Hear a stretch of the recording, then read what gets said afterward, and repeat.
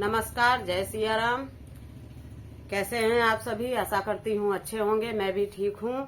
और जो मैं सूर्पणखा ने किस तरह से रावण भड़काया उसकी कहानी मैंने शुरू की है, तो भाई अंत भी करना पड़ेगा कि उसके भड़काने से अंत कैसा होता है।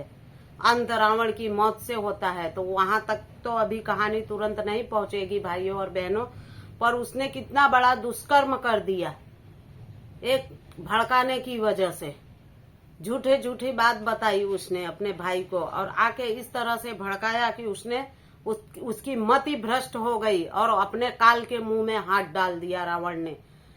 तो उसी वही कहानी मेरी चल रही थी। तो कल मैंने आप सभी को बताया था कि किस तरह से लक्ष्मण धर्म संकट में पड़ते हैं और माता जी सीता माता उन्हें बुरा भला बोलती हैं और राम के मदद करने के लिए भेजती हैं और वो जाता है और रावण आता है साधु के वेश में। ये कहानी तो मैंने आप सभी को बता दी। अब और किस तरह से जब लक्ष्मण रेखा, यहाँ भी सीता धर्म संकट में पड़ती हैं कि अगर लक्ष्मण रेखा पार करती हूँ तो ये भी गलत है। मेरे देवर ने लक्ष्मण रेखा करके गए हैं, ये पार करती हूँ तब भी गलत है। वो भी धर्म संकट में पड़ी। और एक भिक्षुक को बिना भिक्षा दिए अगर मैं भिक्षा लिए चला गया तो समाज में मेरी क्या इज्जत रह जाएगी। इस धर्म संकट में पड़ के और वो लक्ष्मण रेखा पार करके और भिक्षुक को भिक्षा देने गई और रावण अपने असली रूप में आया और माता जी सीता का हाथ पकड़ के और रथ में बिठा लिया। अब माता चिल्लाने लगती हैं, बार बार जानकी रो रो रही पुकार, कहा गए श्री राम अब मुख से रही पुकार। लक्ष्मण तेरा दोष कुछ इसमें नहीं दिखा है, वृथा रोष मैंने किया रही बड़ी वही फल पाए। अब सीता जी बार बार चिल्लाने लगी, रोने लगी, हे नाथ आप कहाँ हैं, आइए मुझे बचाइए। और लक्ष्मण का नाम लेके बोल रही है, हे लक्ष्मण, हे मेरे भाई, मेरे छोटे भाई, मैंने तुम्हारी बात नहीं मानी और उसी का फल आज मैं भुगत रही हूँ। मैंने तुम्हारी बात मान ली होती, तुमको बुरा भला नहीं कहा होता तो आज इसने छल से मेरा हरण नहीं किया होता। हे भाई मुझे क्षमा करना।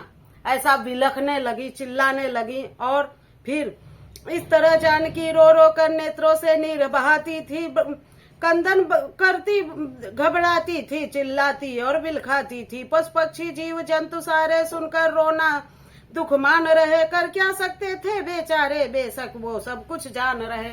वहां पे जितने पशु और पक्षी थे सब देख देख के रोने लगे, पर बेचारे कर क्या सकते थे। महाप्रतापी रावण से कौन पंगा ले भैया, कौन युद्ध करने आए, कौन अपनी जान गंवाए, सब डर रहे थे। तो वहां पे एक ही प्रतापी पक्षी थे, महाराज जटायु। तब उनकी कहानी कहती थी सीता, हे जीव जंत कोई प्रभु को हाल सुना देना, ले जाता है ये दुष्ट मुझे कुछ मेरा पता बता देना। सीता जी बिलक बिलक के चिल्लाने लगी, पशु पक्षियों और सबको बोलने लगी कि मेरे नाथ, मेरे श्री रामचंद्र जी आए तो उनको मेरी हाल बता देना आप सभी।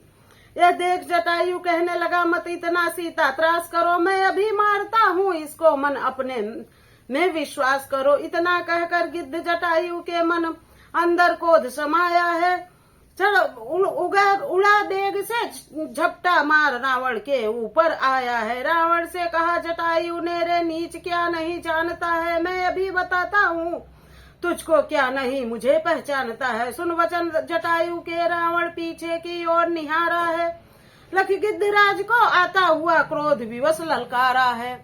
जटायु ने उसको ललकारा कि हे रावण, ये क्या दुष्टता कर रहा है, तू जानता नहीं है ये किसकी पत्नी है, श्री रामचंद्र जगत पिता के साथ क्यों तू बैर ले रहा है, छोड़ माता जी को।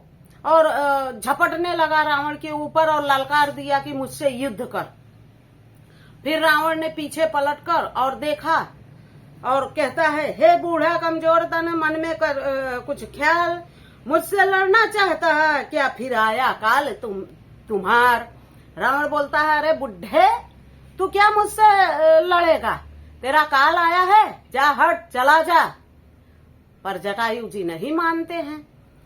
रे मुख बड़ा अभिमानी है, जो बूढ़ा मुझे बताता है, रुकता ही नहीं बलवान बम, फिर क्यों तू भागा जाता है। बोला रावण, रे गिद्धमूढ़, क्या बकता है तू मनमाना, तू मार अभी मुझको, क्षण में मत पास मेरे अब तू आना। तू राम लखन का हितकारी बन करके लड़ना चाहता है क्या, नहीं जानता है मुझको क्यों काल से भिड़ता जाता है। कमजोर समझता है मुझको, बल सभी आज अजमा लूंगा, तेरी करनी का दुष्ट तुझे अब ठहर मजा चखा दूंगा।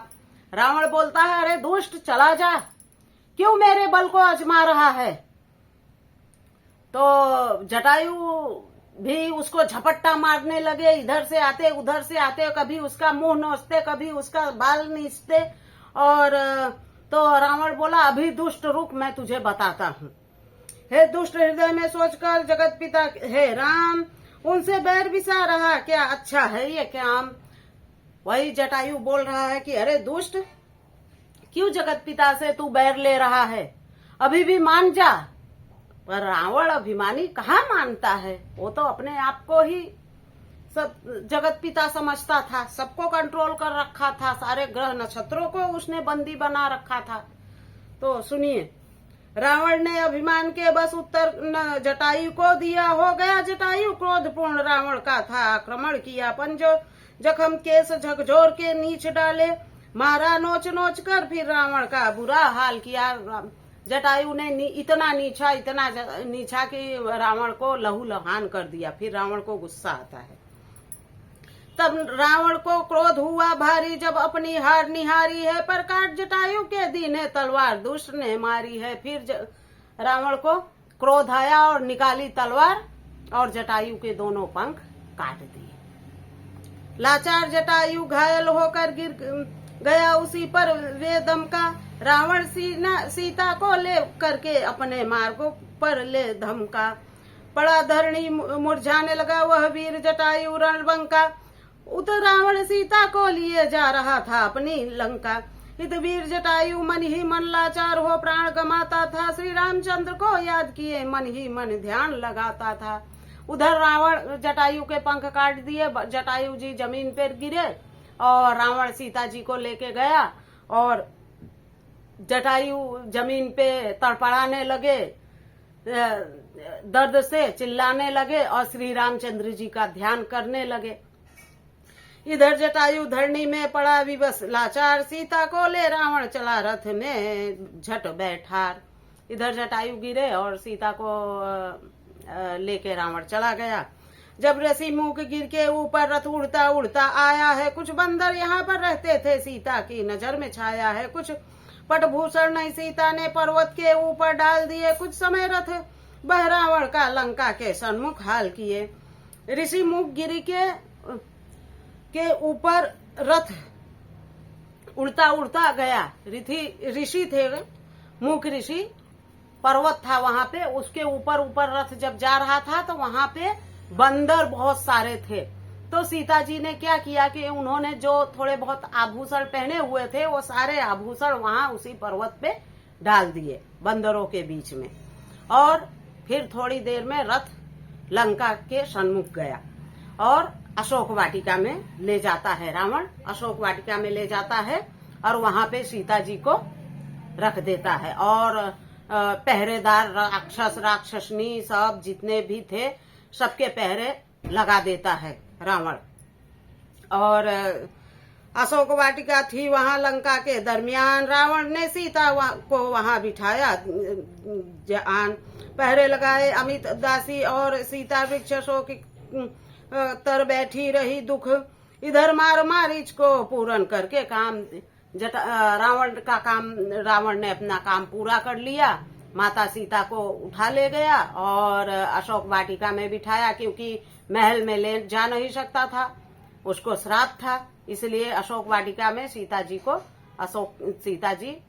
अशोक वाटिका में ले जाके रखा और खूब पहरे लगा दिए और खूब राक्षसियां उनके पहरे में लगा दिए। अब सीता जी वहीं पे रोने बिलखने लगी, राम जी को याद करने लगी, हे नाथ आइए, मैं कहाँ आ गई हूँ, रोना चिल्लाना सीता माँ बहुत दुखी थी और वही अशोक के पेड़ के नीचे बैठी हुई थी। क्या करे माता, और राक्षसों को, अजीब गरीब राक्षस वहां पे थे, उनको देखती थी और घबराती थी, बैठी थी, क्या कर सकती हैं। तो भाइयों और बहनों, यहाँ तक ये कांड, ये दुष्कर्म रावण ने क्यों किया? सिर्फ एक शूर्पणखा के भड़काने की वजह से। इसीलिए ऐसे जो इधर की उधर बात करें, ऐसे लोगों के ऊपर कभी भरोसा नहीं करने का, ऐसे लोगों के साथ कभी बैठने का भी नहीं। नहीं तो ये लोग इस तरह से झगड़ा